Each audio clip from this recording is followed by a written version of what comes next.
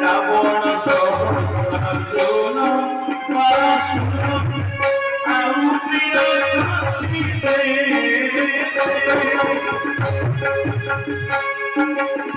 ধনবাকি কন্যাକୁ নিব ধনবাকি কন্যাକୁ নিব বিচারু অছতি চিলে